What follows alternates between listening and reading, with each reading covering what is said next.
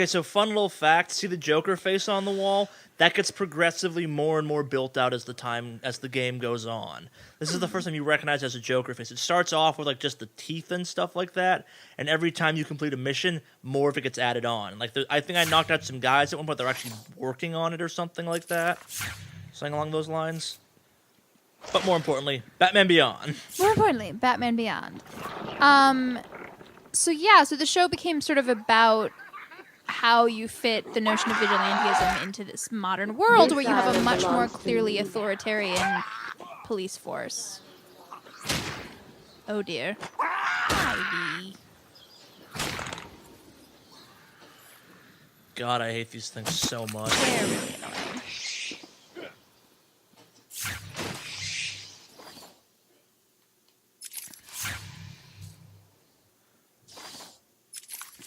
I like that Ivy is just sort of floating everywhere, though. It is nice, I suppose. We've got this beautiful, So Batman Beyond. Batman Beyond! The show is sort of about how even if you have a world with Batman, he never actually wins. And you're always going to need a Batman. So in building off that, actually, there's a character in the DC universe called Amanda Waller, who is one of the coolest, not superpowered people you will ever meet in the DC-verse. I would argue she does have a superpower, which is a complete lack of morality. Yeah. Which is kind of a superpower. I guess. But Amanda's super cool. Amanda is this larger black woman. I've always been a huge fan of her because, like me, she is a fat princess. And she runs, among other things, what DC has called the Suicide Squad.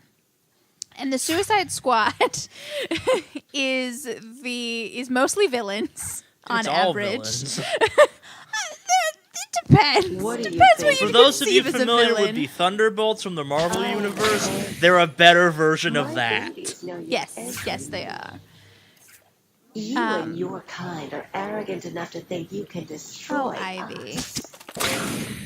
You will fail, and we will Ivy. become the most powerful force on the planet. The hell was that? Oh, okay. Goddamn Whoa. snipers.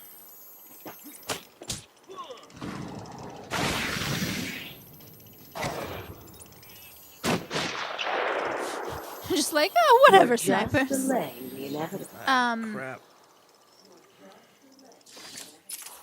So the Suicide Squad are usually they're villains that get captured by Batman or any hero in the DC universe.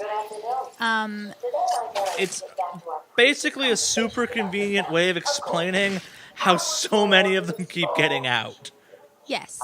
And I think that's the interesting thing is that as a meta device, it works really well because the idea is Amanda walks in and says, "Hey, I'm Amanda Waller, and if you would like to live,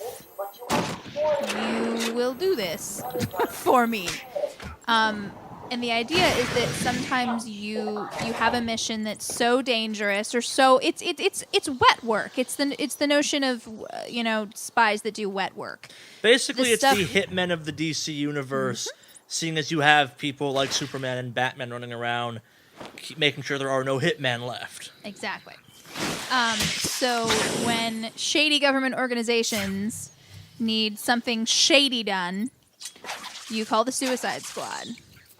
There have been a couple of different heads of the Suicide Squad. One of the more recent and interesting ones is actually Harley Quinn. Once she started to sort of pull away and separate from both Joker and Ivy. And as the character started to sort of get more cultural capital. The other thing is that the Suicide Squad is used really, really brilliantly in the CW's Arrow. Because it was sort of a way to recycle and protect villains that the show wanted to keep alive, but also explain why they're not chilling out in prison. Yeah. Like I said, it's a really convenient way that actually makes When sense. I finish with Batman, That lets them essentially bring people back from not the dead, but life and then some in prison. Yeah, because well, the problem is like Presents, experimental chemicals, and nice costumes, and they still turn on you. Well, good luck, Antus. I got an army, a city-sized dose of top. Done with that thing. Ooh, it'll be fun. You can bring the wine. I'll sign.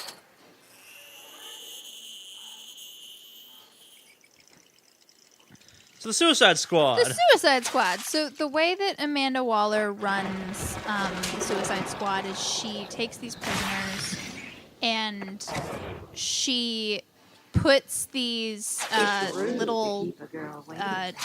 nanites basically in their head, these little bombs.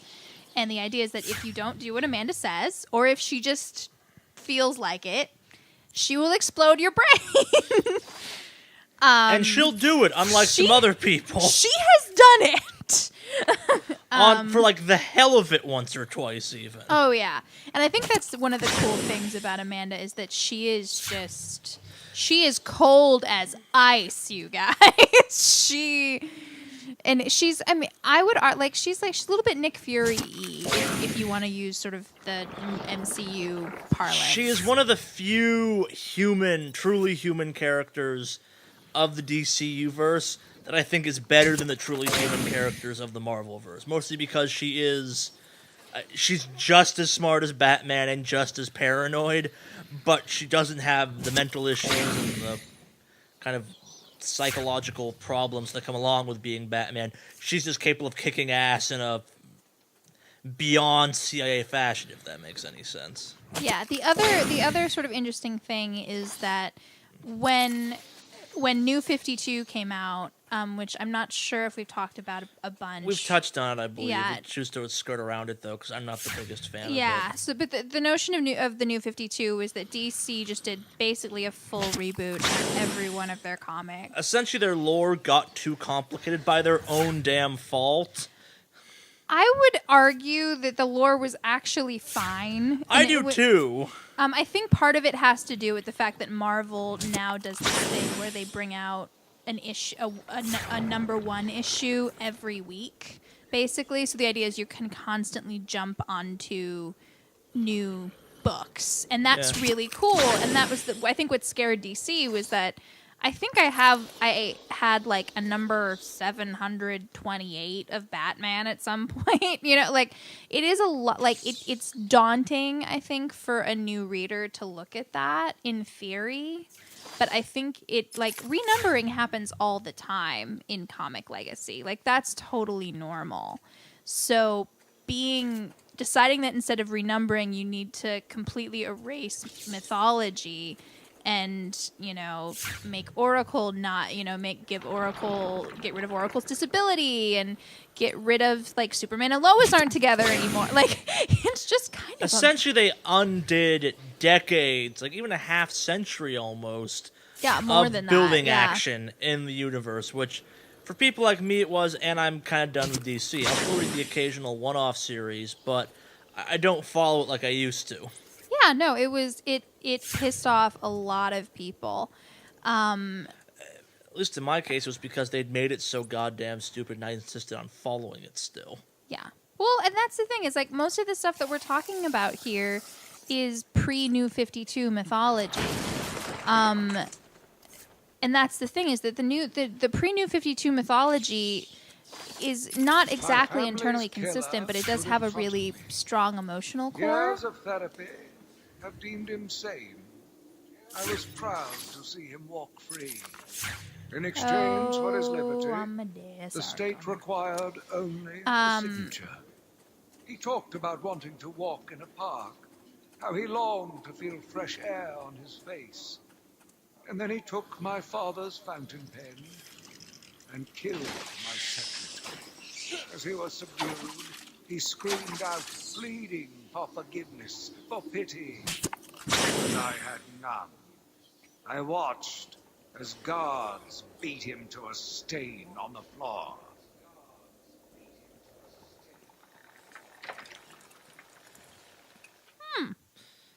That's important, you guys. So you're here at last. Do you like So New that 52. settled New place? 52. My babies are growing, Batman. Come and I do, see. Ivy.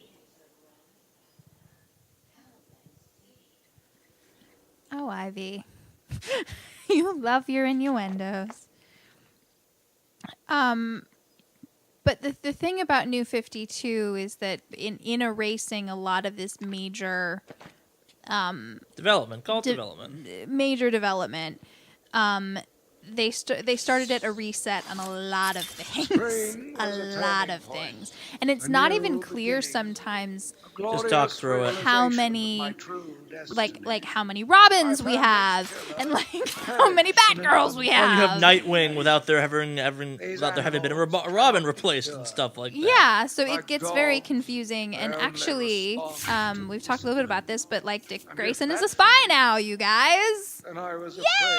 And it's stupid. It's super stupid.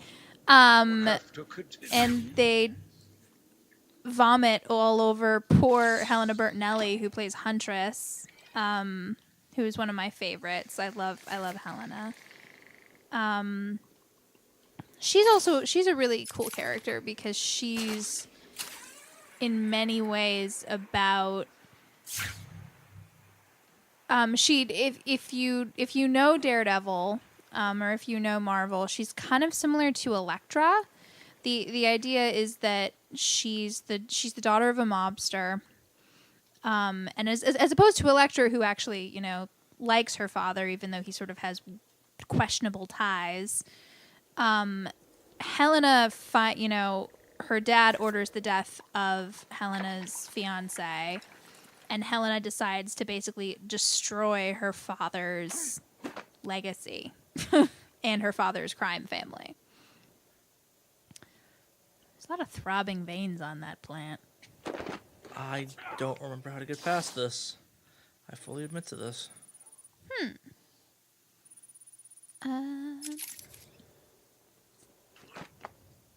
Yeah, I get you, game. Anyways, Yeah. while I try and figure this out.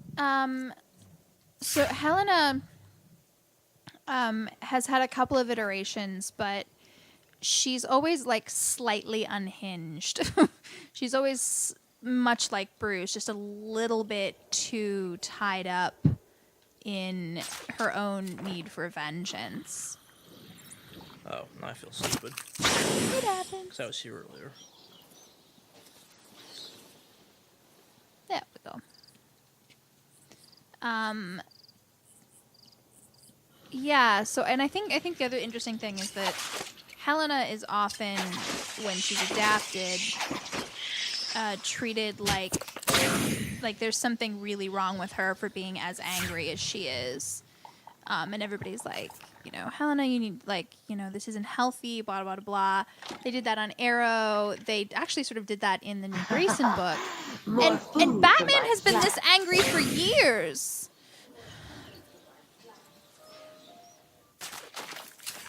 Like, come on, be fair.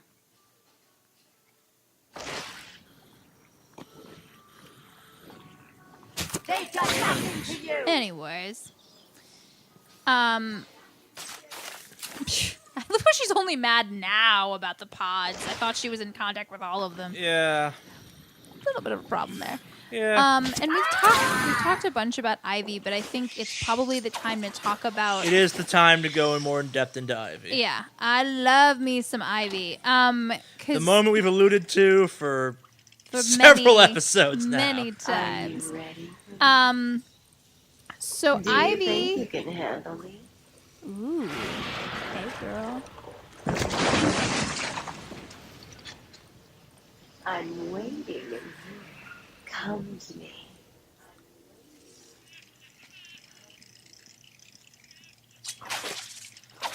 So, as good a place to start as any, Ivy, the sexualized character, I guess is the right word for I was it. gonna say, yeah, Ivy. Oh, Ivy. The thing to remember about Ivy is that she is very much. Ooh. She's very much a product of the 60s. She's an environmental terrorist.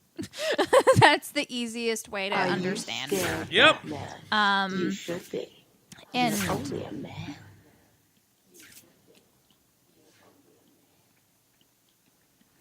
and she's sort of this weird, I've got myself a little security Batman. hypersexualized.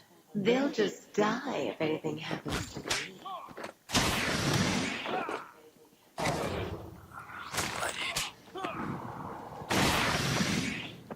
Anyways, Ivy.